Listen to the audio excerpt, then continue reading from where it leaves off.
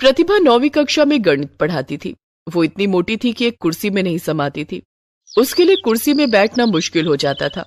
एक दिन प्रतिभा ने स्कूल के पियन को बुलाकर कहा, घनश्याम, इस कुर्सी के दोनों हाथ तोड़कर अलग कर दो।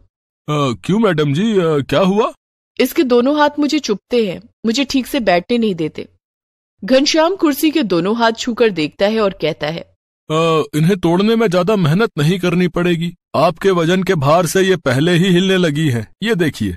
घनश्याम कुर्सी के दोनों हाथ हिलाकर प्रतिभा को दिखाता है और एक ही झटके में उन्हें तोड़ देता है। ये लीजिए मैडम जी, ये तो अलग हो गए। अब आपको परेशान नहीं करेंगे, आप आराम से बैठिए। घनश्याम ने इसलिए प्रतिभा की कुर्सी के दोनों हाथ तोड़कर अलग कर दिए थे ताकि प्रतिभा कुर्सी में समा सके। उस दिन जैसे ही वो क्लास में पहुंची, उसने देखा कि ब्लैक बोर्ड पर किसी बच्चे ने हम्टी डम्टी की तस्वीर बना दी थी। बच्चे उसे मजाक में हम्टी डम्टी मैडम कहकर उसका मजाक उड़ाते थे। ब्लैक बोर्ड पर हम्टी डम्टी की तस्वीर देखकर प्रतिभा भड़क जाती है। वो गुस्से में बोली, ये हम्टी डम्टी की तस्वीर किसने बनाई है? किसी बच्चे ने कोई जवाब नहीं दिया। प्रतिभा ने डस्टर से हम्टी डम्टी की तस्वीर मिटा दी। प्रतिभा जानती थी कि उसके मोटापे की वजह से बच्चे उसका बहुत मजाक उड़ाते हैं, लेकिन फिर भी वो अपना मोटापा कम नहीं कर पाती थी क्योंकि उसे खाने का बहुत शौक था। वो ज्यादातर फास्ट फूड खाया करती थी। स्कूल आने से पहले वो आलू के पराठे खाकर आती थी। लंच में वो मैगी जरूर खाती और स्कूल की छुट्टी के बाद गोलगप्पे, मोमोज और बर्गर खाना उसका पसंदीदा काम था, जिससे उसका वजन दिन पर दिन बढ़ता जा रहा था। लेकिन प्रतिभा का अपने मोटापे की ओर कोई ध्यान ही नहीं था, जिस वजह से बच्चे तो बच्चे, अब स्कूल की दूसरी शिक्षिकाएं भी प्रतिभा का मजाक उड़ाने लगी थी। अपने मोटापे की वजह से वो काफी धीरे धीरे चल पाती थी। वो देखो, प्रतिभा आ रही है, खाने की दुकान। मुझे तो डर लगता है कि इसके चलने से कहीं धरती न फट जाए। पता नहीं धरती माता इसका बोझ कैसे संभाल पाती होंगी।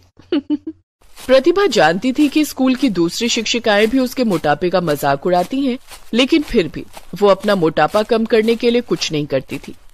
एक दिन स्कूल में टीचर्स डे पर खास कार्यक्रम का आयोजन किया गया था। कॉमन रूम में बैठकर सभी शिक्षिकाएं आपस में बातें कर रही थी। मैं तो डिजाइनर साड़ी और पेंसिल हील सैंडल पहन कर आऊंगी। मैं तो लहंगा पहनकर आऊंगी और हाई हील पहनूंगी। सभी शिक्षिकाएं इस तरह से अपना लुक तैयार कर रही थी। प्रतिभा ने भी सोचा, मैं भी डिजाइनर साड़ी और पेंसिल हील सैंडल पहनकर आऊंगी, मैं भी इनकी तरह खूबसूरत दिखूंगी। हालांकि प्रतिभा ने न तो कभी डिजाइनर साड़ी पहनी थी और न ही पेंसिल हील सैंडल, लेकिन सुंदर दिखने की चाहत में उसने टीचर्स डे के दिन डिजाइनर साड़ी और पेंसिल हील सैंडल पहनने की ठान ली। उसी दिन शाम को वो बाजार जाकर अपने लिए डिजाइनर साड़ी और पेंसिल हील सैंडल खरीद लेती है और टीचर्स डे के दिन वो उन्हें पहनकर स्कूल जाती है। सभी बच्चे उस दिन स्टेज शो करते हैं और शो के बाद अनाउंस करते हैं कि आप सभी मैम से अनुरोध है कि आप सभी स्टेज पर आएं और रैंप वॉक करें। अनाउंसमेंट सुनकर सभी शिक्षिकाएं स्टेज पर आ जाती हैं। प्रतिभा भी स्टेज पर आती है। सभी शिक्षिकाएं रैंप पर कैटवॉक करने लगती हैं, लेकिन प्रतिभा जब कैटवॉक करने लगती है तो वो अपने मोटापे के कारण हाई हील सैंडल नहीं संभाल पाती है और स्टेज पर धड़ाम से गिर जाती है। ये सब देखकर सभी बच्चे जोर जोर से हंसने लगते हैं। प्रतिभा को बहुत बुरा लगता है। तब स्कूल की प्रिंसिपल प्रतिभा को उठाती है और सभी बच्चों को डांटकर चुप करा देती हैं। दूसरे दिन प्रतिभा जब स्कूल आती है और बच्चों को पढ़ाने के लिए क्लासरूम में जाती है तो देखती है कि किसी बच्चे ने ब्लैक बोर्ड पर हम्टी डम्टी की तस्वीर बनाई थी जो कि जमीन पर गिरा हुआ था। वो समझ जाती है कि बच्चे उसी का मजाक उड़ा रहे हैं। उस दिन तो हद ही हो गई। किसी बच्चे ने गोदाम में पड़ी पुरानी कुर्सी लाकर प्रतिभा के टेबल के पास रख दी। प्रतिभा जैसे ही कुर्सी पर बैठी, कुर्सी टूट गई और प्रतिभा फिर से जमीन पर गिर गई। इस बार उसे ज्यादा ही चोट लग गई थी। वो दर्द के मारे चीखने लगी। उसकी आवाज सुनकर स्कूल का पियोन घनश्याम दौड़ कर आया। क्या हुआ मैडम जी, आपको चोट तो नहीं लगी? मैं उठ नहीं पा रही हूँ, मेरी कमर में बहुत दर्द हो रहा है। घनश्याम ने सहारा देकर प्रतिभा को उठाने की कोशिश की, लेकिन ज्यादा भार होने के कारण वो प्रतिभा को नहीं उठा पाया। उसने आवाज लगाकर दूसरे पियोन को भी बुलाया। अरे रमेश, सुरेश, बिज्जू, अरे जल्दी से 9वीं कक्षा में आओ। अरे प्रतिभा मैडम को चोट लग गई है।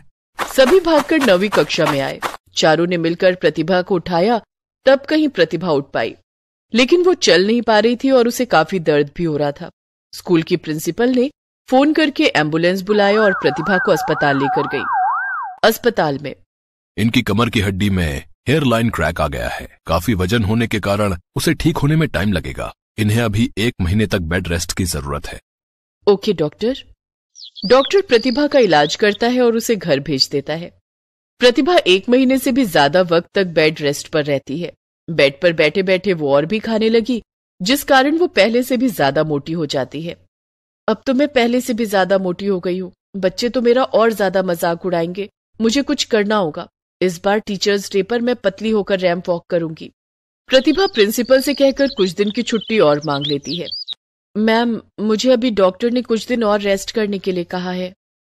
कोई बात नहीं प्रतिभा, तुम पूरी तरह से ठीक हो जाओ तभी स्कूल आना। Thank you ma'am. प्रतिभा दूसरे दिन ही योगा क्लासेस ज्वाइन कर लेती है और अपने योगा टीचर से कहती है, मुझे जल्दी से जल्दी पतला होना है। आप कोई ऐसा योगा बताइए जिससे मेरा वजन जल्दी कम हो सके और मेरा फिगर सुंदर हो जाए। बिल्कुल मैम, मैं आपको वैसा ही योग बताऊंगा जिससे आपका वजन जल्दी कम हो जाएगा, लेकिन साथ में आपको अपनी डाइट पर भी कंट्रोल करना होगा। डाइट पर कंट्रोल? देखिए, अगर आप अपनी डाइट पर कंट्रोल नहीं करेंगी तो योग करने से भी ज्यादा फायदा नहीं होगा। अगर आपको अपना फिगर फिल्मी एक्ट्रेस की तरह बनाना है तो आपको कंट्रोल डाइट ही लेनी होगी। ठीक है, मैं कोशिश करूंगी। उस दिन से प्रतिभा योगा क्लास करने लगी और अपने योगा टीचर के बताए हुए डाइट को फॉलो करने लगी। लगभग 1 महीना बीत जाने के बाद प्रतिभा ने अपना वजन थोड़ा बहुत कम कर लिया था। 1 महीने बाद जब वो स्कूल पहुंची तो उस दिन भी बच्चों ने उसका मजाक उड़ाते हुए ब्लैक बोर्ड पर लिख दिया था कि वेलकम बैक हम्टी डम्टी। प्रतिभा ने कुछ नहीं कहा, सिर्फ अपने आप से बोली, बहुत जल्द मेरे सर से हम्टी डम्टी का टैग भी हट जाएगा। अब प्रतिभा पहले से ज्यादा मेहनत करने लगी। वो स्कूल आने से पहले सुबह 5 बजे उठकर जॉगिंग करती और खाने में ओट्स, सूखी रोटी और हरी सब्जियां और दाल का पानी लेती। फास्ट फूड को उसने बाय बाय बोल दिया था। एक दिन स्कूल खत्म होने के बाद गोलगप्पे वाले ने उसे आवाज लगाई, अरे प्रतिभा मैडम। हाँ भैया, बोलो कैसे हो? मैं तो ठीक हूँ मैडम, लेकिन लगता है आप हमारी दुकान का रास्ता ही भूल गई है। आजकल गोलगप्पे खाने नहीं आती। हाँ भैया, अब मैंने ये सब खाना छोड़ दिया है।